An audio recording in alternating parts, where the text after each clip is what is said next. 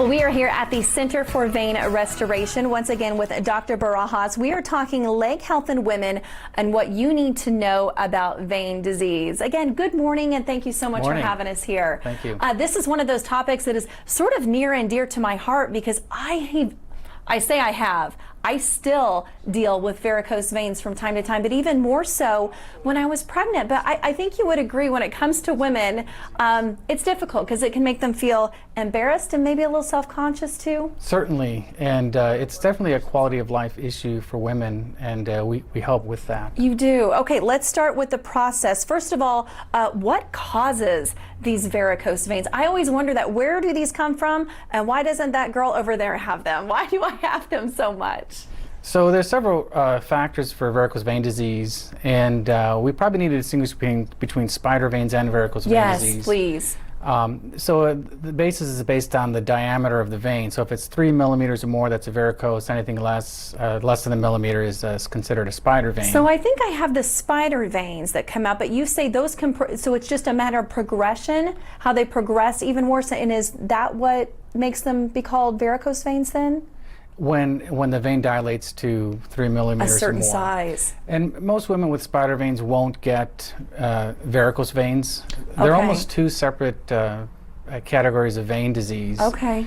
But the risk factors are the same. Genetics definitely is. Pregnancies, stand-up jobs, getting older can influence, and hormones for females can influence the presence of spider veins. But you also say that many women who are not aware of this, I mean, it can lead to worse problems down the road. So spider veins, if it's related to varicose vein disease, it can. Okay. Many times it's not, and we're getting a more clear understanding of spider veins. In the skin, there are these layers of microvalves that can be dysfunctional, creating spider veins.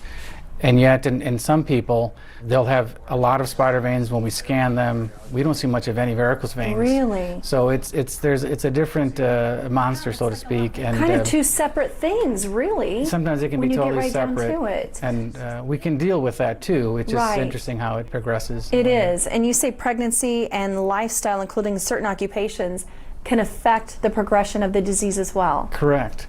So stand-up jobs is worse. Then second is sit-down jobs, and then patients who are able to walk throughout their job seem to do the best in terms of progression and prevention. Is there anything we can do in terms of prevention or things that we can do at home or at work just to lessen the visibility of them or the progression of them? So in terms of the progression of being active, the calf muscle is an important pump that helps prevent the vein pressures from building up. So being active, weight reduction are the main things. And then treatments. What do you guys do here if I decided to come in as a patient? What happens then? So for most patients, we'll at least do a venous screen to make sure there's no significant underlying vein disease.